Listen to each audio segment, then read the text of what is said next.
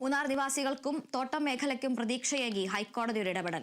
മൂന്നാറിൽ സർക്കാർ നിർമ്മിക്കുവാൻ ഉദ്ദേശിക്കുന്ന മൾട്ടി സ്പെഷ്യാലിറ്റി ആശുപത്രിയുടെ നിർമ്മാണം റദ്ദാകാനിടയുള്ള സാഹചര്യത്തിലാണ് ഹൈക്കോടതിയുടെ ഇടപെടൽ. പദ്ധതി നഷ്ടപ്പെടാതിരിക്കാനുള്ള നടപടികൾ സ്വീകരിക്കണമെന്ന് centre for protection of social justice എന്ന സംഘടന നൽകിയ റിട്ട് ഹർജിയെ തുടർന്നാണ് കോടതി ഉത്തരവ്.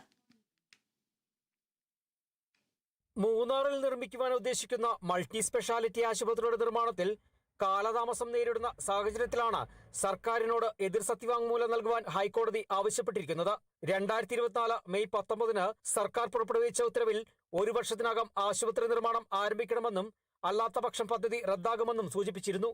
ഈ കാലാവധി പൂർത്തിയാകാനിരിക്കെ പ്രാഥമിക നടപടികൾ പോലും പൂർത്തിയാകാത്ത സാഹചര്യത്തിലാണ് സർക്കാരിനോട് ഹൈക്കോടതി ഡിവിഷൻ ബെഞ്ച് എതിർ സത്യവാങ്മൂലം ആവശ്യപ്പെട്ടിരിക്കുന്നത്. പദ്ധതി നഷ്ടമാകാതിരിക്കാനുള്ള നടപടികൾ സ്വീകരിക്കണമെന്നാവശ്യപ്പെട്ട് centre for protection of social justice എന്ന മനുഷ്യാവകാശ സംഘടന കോടതിയിൽ നൽകിയ റിട്ട് ഹർജിയിലാണ് കോടതി സർക്കാരിനോട് സത്യവാങ്മൂലം ആവശ്യപ്പെട്ടിരിക്കുന്നതെന്ന് ഭാരവാഹികൾ മൂന്നാറിൽ ചേർന്ന വാർത്താ സമ്മേളനത്തിൽ പറഞ്ഞു. 63 കോടി രൂപ കോടി ചെലവിൽ നിർമ്മിക്കുമെന്ന് പറഞ്ഞു. അപ്പൊ എന്ത് പദ്ധതി പ്രഖ്യാപിച്ചാലും മൂന്നാറിൽ നടപ്പിലാകാത്ത ഒരു സാഹചര്യത്തിലാണ് ഈ ആശുപത്രി നഷ്ടമാകുന്ന ഒരു സാഹചര്യത്തിലേക്ക് പോകുന്നു എന്നുള്ള ഒരു അറിവ് നമുക്ക് ലഭിക്കുന്നത്.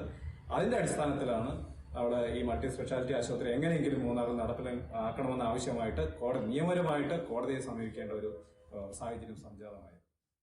2 ആഴ്ചയ്ക്കുള്ളിൽ എതിർ സത്യവാങ്മൂലം നൽകണം.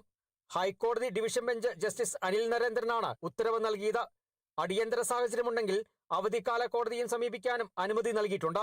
ദേവികുളം സാമൂഹ്യാരോഗ്യ കേന്ദ്രത്തിന് സമീപം സർവേ നമ്പർ 20/1 ഉൾപ്പെട്ട 5 ഏക്കർ ഭൂമിയാണ് പദ്ധതിക്കായി അനുവദിച്ചിട്ടുള്ളത്. പദ്ധതിക്ക് ഗവർണറുടെ അനുമതിയും ലഭിച്ചിരുന്നു. തോട്ടം ആദിവാസി മേഖല ഉൾപ്പെടുന്ന മൂന്നാർ മേഖലയിൽ പതിറ്റാണ്ടുകളായി ചികിത്സാ സൗകര്യമില്ല. നിലവിൽ കോട്ടയം, കൊച്ചി, തേനി എന്നിവിടങ്ങളിലെത്തിയാണ് മേഖലയിലുള്ള രോഗികൾ വിദഗ്ധ ചികിത്സ ലഭ്യമാക്കുന്നത്. Kerala vision news, Idukki.